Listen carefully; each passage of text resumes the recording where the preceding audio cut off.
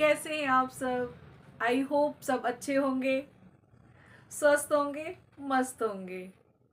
बहुत दिनों के बाद मैं ये वीडियो बना रही हूँ आज। आप सब लोगों से बात करने का बहुत मन कर रहा था कि मैं आपसे बात करूं, बट कैसे करूं मेरे पास मैं टाइम इतना ज़्यादा, मतलब शेड्यूल इतना टाइट था कि मैं वीडियो बना ही नहीं पा रही थी। तो चलिए शुरू करते हैं। आज का मेरा टॉपिक है ज़िंदगी को कैसे जिया जाए।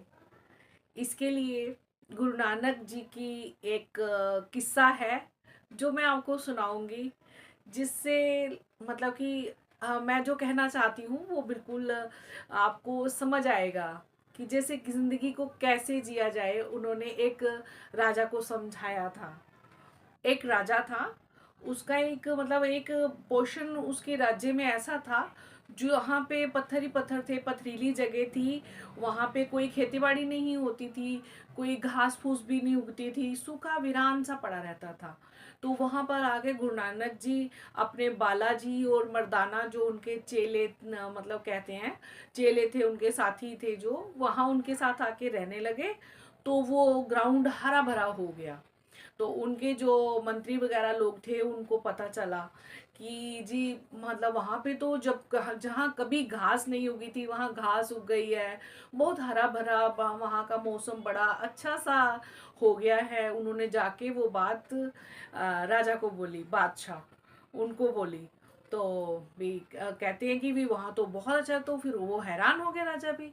राजा ने पूछा कि भी ऐसा वहाँ पे क्या किया, किसने किया जो ऐसे वहाँ पे घास उग गई है, सब चीज़ मतलब नॉर्मल सा लग रहा है, तो किसने किया ये सब। तो उन्होंने बताया कि वहाँ पे एक बाबा हैं, वो आके रह रहे हैं और उनके साथ में दो साथी हैं, दो चेले हैं। और वही लोग रहते हैं। उनके रहने के बाद पता नहीं क्या हो गया कि घास वगैरह उगने लग गई।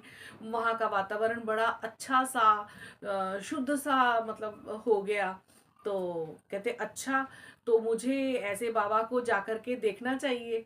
राजा ने कहा कि चलो ठीक है, मैं उन बाबा को चल के देखता हूँ कि कौन है। वो जब वहाँ पे गए हैं उन्होंने भी देखा कि वहाँ का बड़ा अच्छा हरी हरी घास उगी हुई है, बड़ा अच्छा सा मतलब लगा।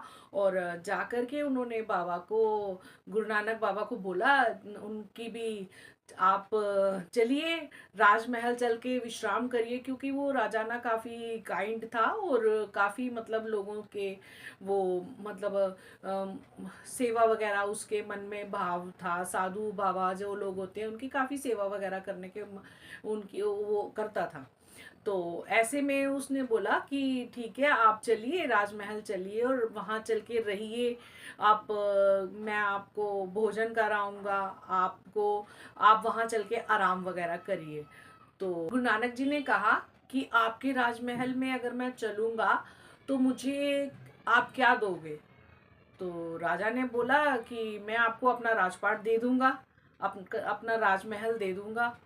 तो उन्होंने बोला कि ये तो तुम्हारे पूर्वजों का और ईंट पत्थरों का बना हुआ महल है, तो इसका मैंने क्या करना है, मुझे नहीं चाहिए। अपनी कोई चीज़ है अगर आपकी तो वो मुझे दो। तो उन्होंने बोला कि अच्छा मैं अपना सारा खजाना वगैरह ये सब दे दूंगा। उसने बोला कि खजाना वगैरह का मैंने क्या करना है, तो अपनी कोई चीज़ दो मुझे तो मैं ले लूँगा। फिर गुरु नानक जी ने कहा कि कोई अपनी चीज़ है आपकी तो वो मुझे दो। तो उन्होंने बोला ठीक है, मैं आपको अपने दिल के तख्त पर बिठाता हूँ, आप मेरे दिल के तख्त पर बैठ जाइए। उन्होंने कहा तुम्हारा मन तुम्हारा तन तो मिट्टी की काया है, तो ये तो मिट्टी में ही मिल जाएगा, ये तो तुम्हारा नहीं हुआ। तुम मुझे कोई अपनी चीज़ दो तो मैं वो ले लूँगा। राजा राजा को तो ये बात सुन करके जिद आ गई कि अच्छा। तो फिर उसने बोला, पाँव पड़ गया उनके और पैर पकड़ के कहने लगा कि आप मुझे खुद बताइए कि मैं आपको ऐसी क्या चीज़ दूँ, मेरी ऐसी कौन सी चीज़ है जो मैं आपको दूँ। तो तब गुरु नानक जी ने कहा कि तुम मुझे अपनी मैं दे दो, जो तुम्हारे अंदर मैं है ना, कि ये मैं हूँ, मेरा है, ये दे दो। तो इतना सुनते ही जो राजा था गुरु नानक जी के पाँव पड़ गया और रोने लग गया, रोता रहा। तब फिर गुरु नानक जी ने उस राजा को उठा करके कहा कि जाओ अपना राजपाट संभालो। तब उसने बोला कि आज तो मेरा राजपाट सब खत्म हो गया, अब मैं कहाँ का रहा राजा, अब मैं मतलब अब तो मैं नहीं पहले की तरह रह पाऊंगा। तो फिर राजा ने कहा अपनी मैं छोड़ दो, अपनी मैं मुझे दे जाओ, और ये सोचो, ये समझो कि जो कुछ भी है वो सब उस भगवान का दिया हुआ है। मेरा क्या है, मेरा तो कुछ भी नहीं है इस दुनिया में, मेरा तो ये शरीर भी नहीं है, वो भी एक दिन स्वाह हो जाना है। तो अपनी सांसों पर भी मेरा अधिकार नहीं है। ये सोच करके जो कुछ भी तुम्हारे पास है वो गरीबों की, मजबूरों की मदद करो और अपनी मैं को यहीं पे छोड़ दो। तो राजा फिर ये सुन के खुशी खुशी चला गया अपने राजमहल। तो इस कहानी से, इस किस्से से गुरु नानक जी ने जैसे राजा को समझाया वो हम भी समझ सकते हैं। हमारी जितनी परेशानियां होती है ना वो सारी मैं को लेकर ही होती हैं। जो हमारी मैं होती है ना वही हमें दुख देती है कि मेरा ये नहीं हुआ, मेरा ये नुकसान हो गया, मेरा ये है। उससे हमें अहंकार आता है, मैं की वजह से ही उसने मेरी इंसल्ट कर दी, उसने मुझे ऐसे कह दिया। ये सब मैं ही हमें दुख ज़्यादा देती है। अगर हम समझ लें कि जो कुछ हो रहा है वो भगवान ही कर रहा है, हम अपने आप को पूरी तरीके से उस पे उन भगवान के ऊपर समर्पण कर दें, अपने आप को पूरी तरह से भगवान को सौंप दें अगर, तो हमारे सब मतलब हमें जीना आ जाएगा। आप जरा मैं को हटा के देखिए, तब आपको कैसा लगता है। मैं जब हटा देंगे तो उसके बाद आपको कैसा फील हो रहा है कि ये मेरा घर, ये मेरे दुख, ये मेरे परेशानी, ये मेरे बच्चे, सब कुछ वैसे ही चलता रहेगा, पर सब कुछ दिया हुआ भगवान का है।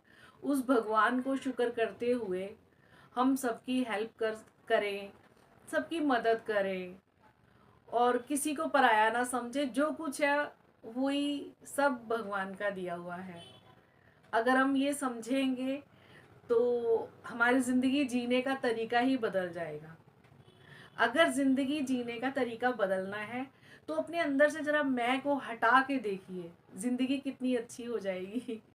Thanks for watching my video. अगले वीडियो में फिर से बात करते हैं एक नए टॉपिक पे। प्लीज़ मेरे चैनल को सब्सक्राइब करिए, लाइक, और मुझे कमेंट करके बताइए कि मेरे टॉपिक्स आपको कैसे लग रहे हैं, ताकि मेरे को एक मतलब कि हौसला मिलता है जब आप लोग अगर कमेंट करेंगे तो कैसा लगा मेरा वीडियो, मैं और वीडियो बना सकूं। इसको हौसला अफजाई के लिए मेरे को प्लीज़ कमेंट करिए, शेयर करिए, लाइक करिए। टिल देन, तब तक के लिए बाय।